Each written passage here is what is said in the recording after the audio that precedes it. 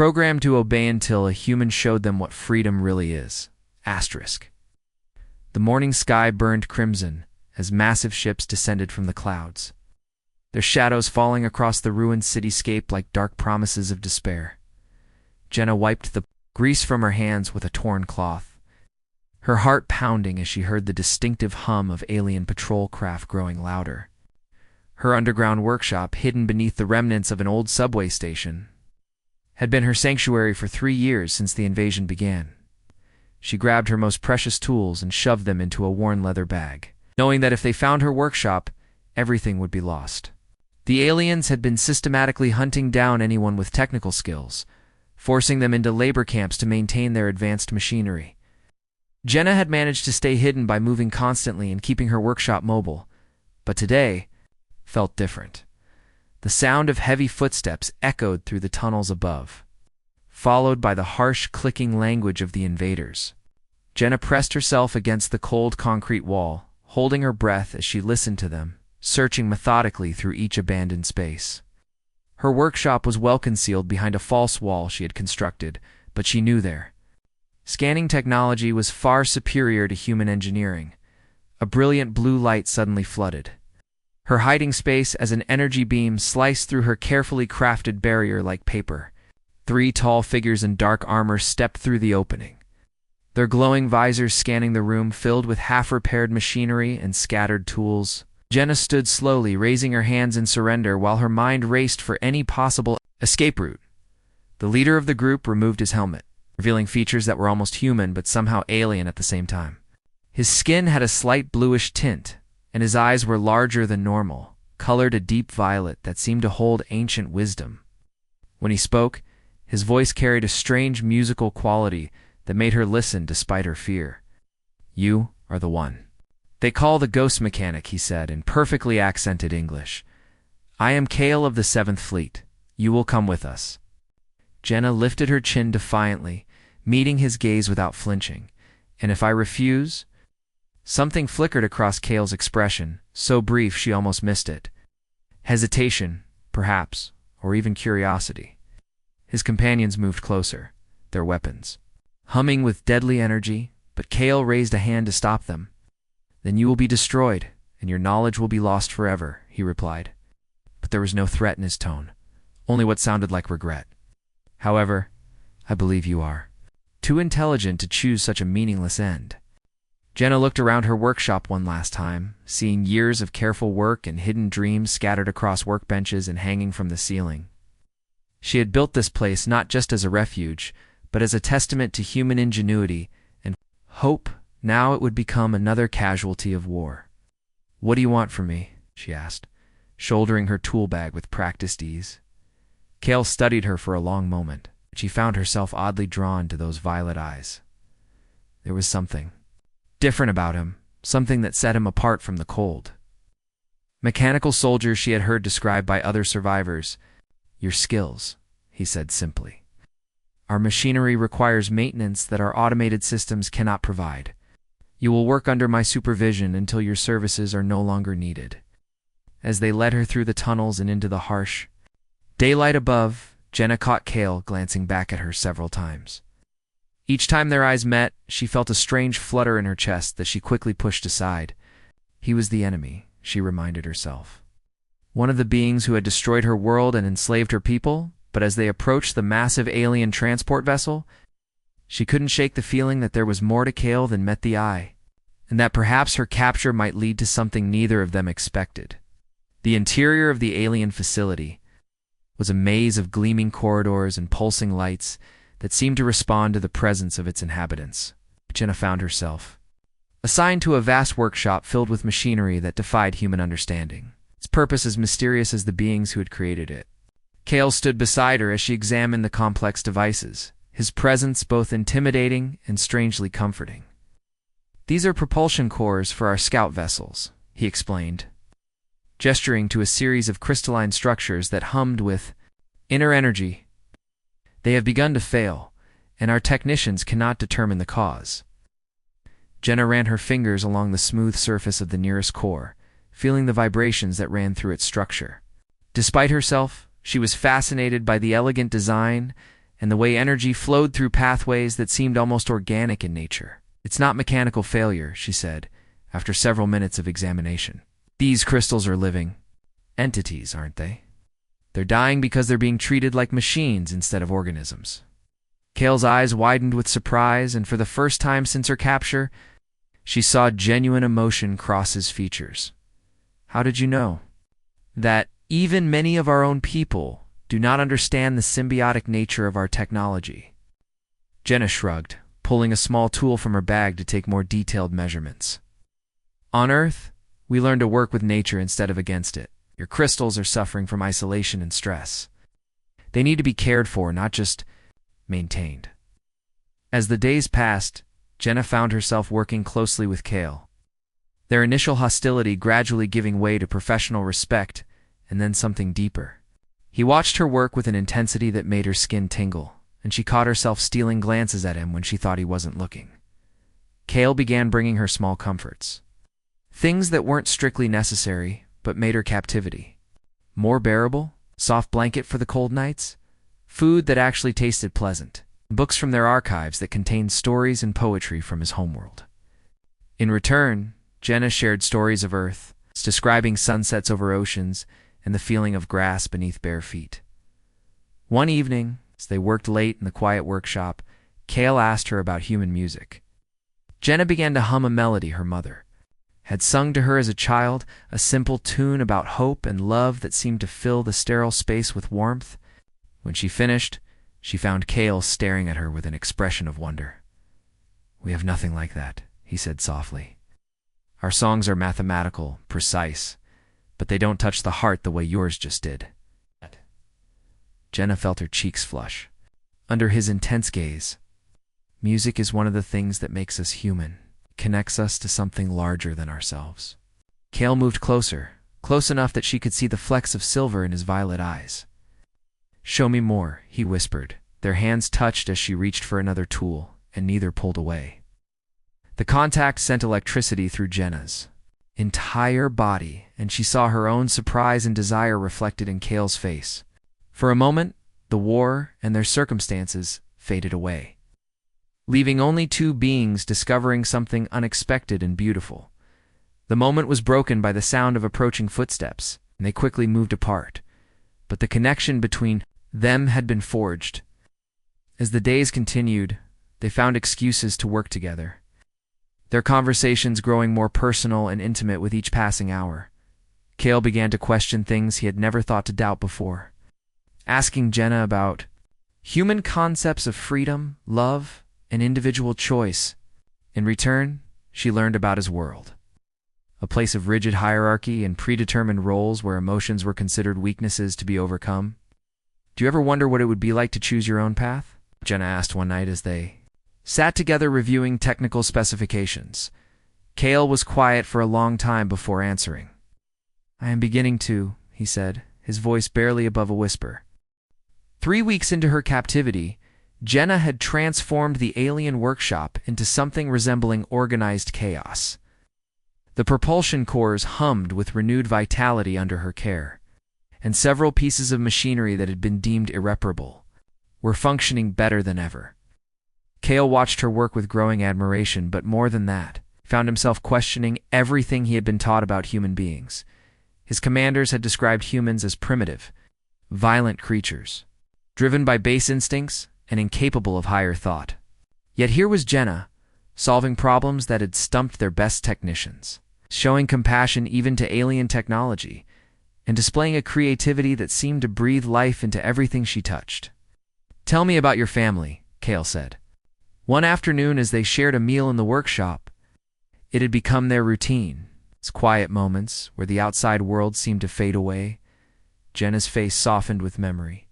"My father was an engineer, my mother a teacher.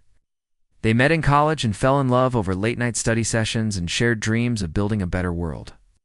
She paused, pain flickering across her features. "They died in the first wave of attacks, defending the school where my mother worked."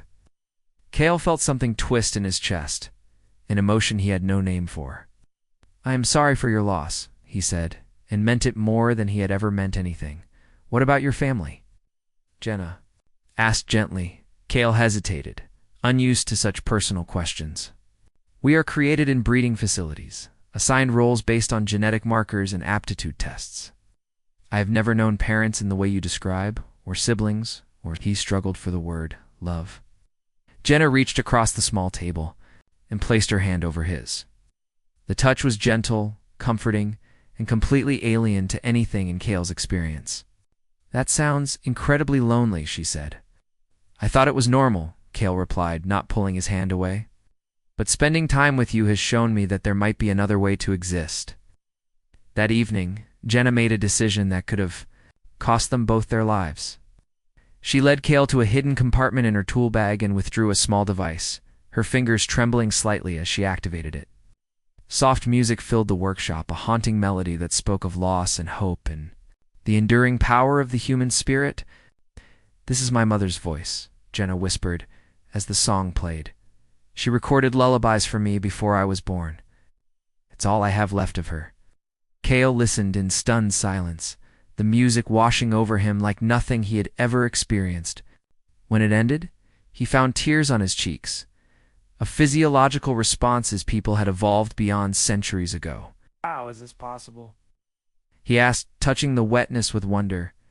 Jenna moved closer to him, her own eyes bright with unshed tears. Because you're feeling something real for the first time in your life. Hey! Because you're becoming free. Their faces were inches apart now, and Kale could see every fleck of gold in her brown eyes, could smell the faint scent of metal and flowers that clung to her skin. Jenna, he whispered, her name feeling like a prayer on his lips. She reached up to touch his face, her thumb brushing away the tears. You don't have to be what they made you to be, she said softly. You can choose who you want to become. When their lips met, it was gentle at first, tentative, and full of wonder. But as Jenna's arms wound around his neck and Kale pulled her closer, the kiss deepened into something passionate and desperate. Two souls recognizing each other across the vast divide of species and circumstance, they broke apart breathlessly. Foreheads touching as they held each other in the soft glow of the workshop lights. Kale had never felt anything like this. The completeness of being truly seen and accepted by another being. This is forbidden, he said, but made no move to let her go.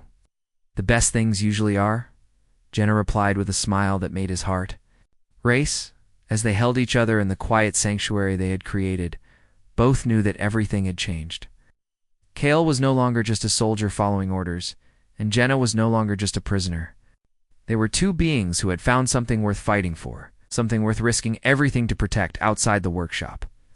The machinery of war continued its relentless march, but inside, love had planted its first seeds in the most unlikely of gardens. The stolen moments of intimacy between Jenna and Kale grew more precious and more dangerous with each passing day. They had learned to read each other's moods and expressions, communicating with glances and subtle touches that spoke volumes. But their secret could not remain hidden forever. Commander Zephyr had been watching Kale with growing suspicion, noting his extended absences and the subtle changes in his behavior. Zephyr was old-school military, a veteran of the conquest who viewed humans as nothing more than useful animals. When he discovered Kale and Jenna together one evening, sharing quiet conversation and gentle touches in the workshop, his fury was immediate and terrible. You disgrace yourself and our entire species, Zephyr snarled, his weapon trained on Jenna. This creature has corrupted your mind with its primitive influence. Kale stepped protectively in front of Jenna, his own weapon drawn. She has shown me what we truly are, Zephyr, what we could become if we chose compassion over conquest. You speak of choice as if it matters, Zephyr replied coldly. What? You were bred for service, programmed for obedience. What? These feelings you think you have are nothing but chemical reactions, biological weaknesses that make you unfit for duty. Jenna watched the confrontation with her heart pounding.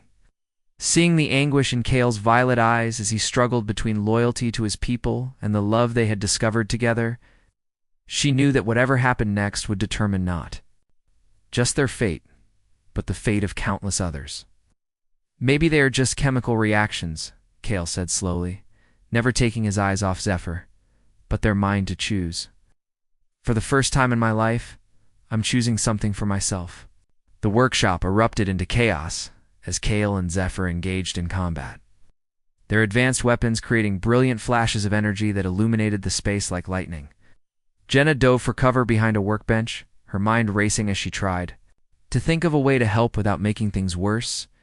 Kale was skilled, but Zephyr was experienced and ruthless.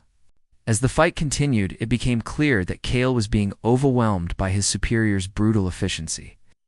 Just as Zephyr gained the upper hand, Jenna made a desperate decision. She activated the workshop's emergency protocols, causing all the machinery to shut down simultaneously. In the sudden darkness that followed, she grabbed Kale's hand and pulled him toward the hidden exit she had discovered weeks ago during her exploration of the facility. "This way," she whispered urgently as they stumbled through the maintenance corridors. Behind them, they could hear Zephyr shouting orders and the sound of reinforcements arriving. They ran through the labyrinthine passages of the alien facility. Kale's knowledge of the layout combined with Jenna's intuitive understanding of mechanical systems guiding them toward freedom. But as they reached the exterior loading bay, they found their path blocked by a squad of soldiers. "There's nowhere to run." Zephyr's voice echoed through the space as he appeared behind them, his weapon crackling with energy. "Surrender now, and I might allow the human to live as a slave." Kale and Jenna stood back to back, surrounded but not defeated. They looked at each other one final time, and in that glance, Jenna saw all the love and determination that had grown between them. "Together?" Kale asked softly. "Together," Jenna confirmed. They moved as one, Kale providing covering fire, while Jenna used her knowledge of the facility's systems to create chaos and confusion. Emergency alarms blared as she overloaded power conduits, causing explosions that rocked the building and provided the distraction they needed. In the confusion, they managed to reach a transport vessel, Kale's security code still functioning despite his defection. As they lifted off into the night sky, Jenna caught sight of other ships beginning to pursue them. Kale was already plotting a course toward the Badlands where they might find refuge. "Where will we go?" Jenna asked as the facility shrank. Behind them, Kale reached over and took her hand, squeezing gently. "Wherever we can be free," he said. "Wherever we can build something new together." As their ship disappeared into the vast darkness of space, both knew that they had crossed a line from which there was no return. They were no longer soldier and prisoner, alien and human. They were simply two beings who had chosen love over duty, freedom over security, and hope over despair. 6 months after their escape, Jenna and Kale had become legends among both human survivors and dissident aliens who questioned the righteousness of the occupation. Their hidden base in the asteroid belt had grown from a refuge for two fugitives into a thriving community of beings from both species who shared their vision of coexistence. Jenna stood in the observation deck of their converted mining station, watching as human and alien technicians worked side by side to repair a damaged transport. The sight still filled her with wonder, this impossible dream made manifest through determination and love. Kale approached from behind, wrapping his arms around her waist and pulling her back against his chest. The simple intimacy of the gesture never failed to make her heart skip, even after all these months together. "The council meeting went well," he reported, pressing a gentle kiss to her temple. 3 more alien commanders have requested sanctuary, and the human settlements in Sector 7 want to join our alliance. Jenna leaned into his embrace, marveling at how natural it felt to be held by him. "It's working, isn't it? What we've dreamed about in that workshop is actually becoming real." Their resistance movement had grown beyond anything either had imagined possible, proving that humans and aliens could work together as equals. They had inspired others to question the rigid hierarchies that had defined both societies. Former soldiers like Kale discovered emotions and creativity they never knew they possessed, while humans learned that not all aliens were enemies. The changes had not come without cost. They had fought battles against zealots from both sides, faced betrayal and loss, and struggled with the enormous responsibility of leading a revolution. But through it all, their love had remained constant, a source of strength that sustained them through the darkest moments. As evening fell across the asteroid field, Jenna and Kale retreated to their private quarters, a modest space they had furnished with artifacts from both their worlds. Human artwork hung beside alien poetry crystals, and their bed was covered with a quilt Jenna had sewn from fabrics representing dozens of different cultures. "Do you ever regret it?" Jenna asked as they prepared for sleep. "Leaving your old life behind, becoming an exile from your own people." Cale paused in his evening routine, considering the question seriously as he always did. "How can I regret finding myself?" he replied finally. "Before you, I was nothing but programming and duty. Now, I am someone who chooses to love, to hope, to dream of a better future." They made love that night with the tenderness and passion that had sustained them through months of uncertainty, their bodies speaking a language that transcended species and culture. Afterward, as they lay entwined in the gentle light of distant stars, Jenna traced patterns on Cale's chest while he played with her hair. "I want to marry you," she said suddenly, the words surprising even herself. Cale went very still. "Marriage is not a concept my people understand," he said carefully. "Then we'll create our own ceremony," Jenna replied, lifting her head to meet his eyes. "We'll make promises to each other that mean something to us, witnessed by the family we've chosen." 3 weeks later, they stood together in the main hangar of their station, surrounded by humans and aliens who had become their friends and allies. Jenna wore a simple dress she had sewn herself, decorated with small crystals that caught the light like stars. Cale wore traditional robes that had belonged to his genetic lineage, modified with human symbols of unity and peace. There was no priest or official to perform the ceremony, so they spoke their vows directly to each other, their words carrying across the hangar through the station's communication system, so that everyone in their growing community could witness their commitment. "I promise to choose you every day," Jenna said, her voice strong and clear. "To stand with you as we build a future neither of our peoples could imagine alone. I promise to learn from you what it means to be free," Cale replied, his violet eyes bright with emotion. "And to love you with every choice I make for the rest of my life." When they kissed to seal their union, the hangar erupted in celebration. Voices from 2 worlds joining together in joy. As fireworks burst against the asteroid field outside, Jenna and Cale held each other close, knowing that they had not just found love, but had helped birth a new era of possibility. Years later, when historians would write about the Great Awakening that ended the occupation and established the first truly integrated society in known space, they would trace it back to a single moment in an underground workshop when a human mechanic looked into an alien soldier's eyes and saw not an enemy, but a soul waiting to be free. But for Jenna and Cale, the real victory was much simpler. They had learned that love was indeed a choice, the most important choice any being could make, and in choosing each other, they had chosen hope itself.